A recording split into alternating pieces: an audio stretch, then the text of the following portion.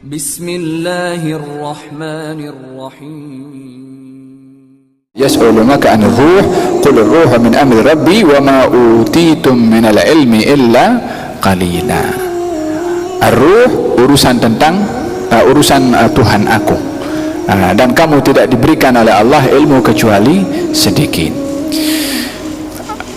Allah menyembunyikan hakikat jawaban tentang ar-ruh.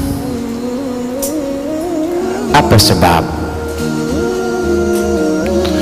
Disebabkan untuk memahaminya secara hakikat apa yang ada pada ar-ruh, maka ianya adalah perkara yang tidak boleh diketahui oleh akal manusia, karena tentang hakikat ar-ruh hanya diketahui hakikatnya oleh yang menciptakan. Disebabkan oleh kerana Allah subhanahu wa ta'ala ketika menciptakan Nabi Adam, setelah sempurna bentuk haikal fisikal tubuh badan Nabi Allah Adam, Allah berfirman, wa nafakhtu fihi min ruhi. Wa nafakhtu, dan aku hembuskan, fihi, kepada jasad Nabi Adam, min ruhi, daripada ruhi. Ruh di sini, ruhi, ruh aku, ruhnya Allah subhanahu wa ta'ala. Jangan pula, kalau begitu Nabi Adam ada unsur ketuhanan. Macam juga keyakinan orang Kristen. Tidak semua yang dinisbahkan kepada Allah subhanahu wa ta'ala, bila mana dinisbahkan kepada makhluk, makhluk itu punya unsur ketuhanan. Tidak seperti itu. Nabi diberikan nama oleh Allah Ar-Rauf dan juga Ar-Rahim. Ar-Rauf Rahim nama Allah subhanahu wa ta'ala. Adakah Nabi ada unsur ketuhanan dengan nama yang Allah berikan kepada baginda Rasulullah? Tidak demikian. Karena ruh mempunyai pelbagai makna. Ini adalah urusan Allah subhanahu wa ta'ala. Karena rahasia ciptaan Adam menjadi insan, apa yang membezakan ruh kita, yang kita dengan ruh ini boleh hidup, dengan ruh hayawan yang sama-sama hidup? Daripada unsur kehidupan, kita sama-sama. Daripada unsur hidup, kita sama dengan makhluk yang lain. Tetapi apa yang membezakan kita dengan hayawan? Kata ahli falsafah, ahli filsafah mengatakan, al-insanu hayawanun natiq. Manusia itu hayawan yang berfikir, yang faham. Kata sebahagian orang yang belajar ilmu mantik, macam mana manusia boleh jadi hewan? Manusia bukan hewan. Tak faham apa itu maksud daripada hewan. Apa artinya hewan? Apa arti hewan? Apa artinya hewan? Jangan takut salah, tak apa. Al-hayawan itu diambil daripada nama al-hayatu. Al-haya, kehidupan. Wa inna daral akhirata lahiyal hayawan. Sesungguhnya negeri akhirat itu, kata Allah, adalah hayawan. Apa maksudnya hayawan? Hakikat kehidupan.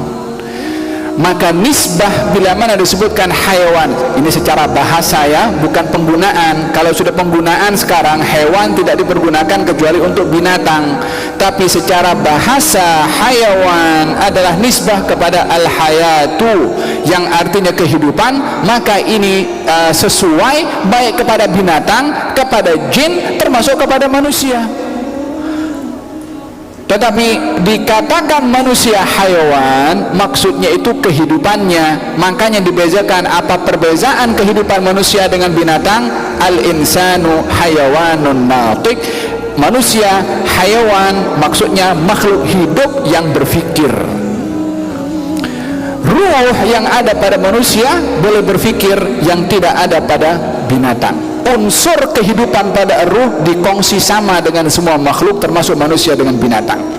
Dan rahasia paham yang ada pada ruh manusia itu yang mengistimewakan, yang mengistimewakan manusia berbandingkan kepada binatang. Dan juga rahasia bagaimana ruh manusia boleh paham, boleh berfikir, yang tidak ada pada ruh binatang. Ini rahasia Allah subhanahu wa ta'ala. Yang kedua adalah ingin memberitahukan bahwasanya ada ilmu yang hanya diketahui oleh Allah. supaya tak seorang mendakwa saya orang yang paling berilmu. Bagaimana akan dikatakan kita atau sesiapa saja mendakwa paling banyak berilmu, sementara Allah berfirman, wa ma utitum minal ilmi illa qalila. Kamu tidak diberi ilmu oleh Allah kecuali sedikit. Kata Nabi Khidir mengatakan kepada Nabi Musa dalam bab yang lalu, ingat apa kata Nabi Khidir? Ya Musa, ilmu aku dengan ilmu engkau kalau dicantumkan jadi satu, berbandingkan dengan ilmunya Allah, umpama burung yang hinggap di perahu tadi, minum sikit lepas tu burung itu terbang. Itu ilmu aku dengan engkau yang diminum burung itu. Ini lautan, ilmunya Allah SWT. Supaya tak ada orang mendakwa saya paling berilmu, supaya tak ada orang mendakwa merendahkan orang lain yang berbeza pandangan dengan dia. Ilmu jangan dibatasi kepada otak kita, pemahaman jangan dibatasi dengan otak kita. Al-Imam Malik alaihi ridwanullah ketika mengumpulkan kitab Muwatta, kata siapa, Harun Ar-Rasyid, saya akan jadikan, yang ini nak buat satu keputusan, digazetkan itu keputusan dalam kepemerintahan Harun Ar-Rasyid, tak boleh ada orang berpegang kepada ilmu hadis kecuali kepada kitab Muwatta saja. Kata Imam Malik, jangan. Tidak semua ilmu yang ada dengan aku ada dalam kitab Muwatta, karena aku tak jumpa dengan banyak sahabat Nabi. Yang aku catat daripada orang-orang yang aku jumpa, di situ ada orang ulama lain yang aku tak jumpa, yang mungkin dia ada ilmu yang tak ada pada aku. Dengan demikian kamu menyempitkan ilmu dengan apa yang ada dalam kitab ini. Dadanya lah, lapang untuk melihat kepada kelebihan yang ada pada orang yang lain.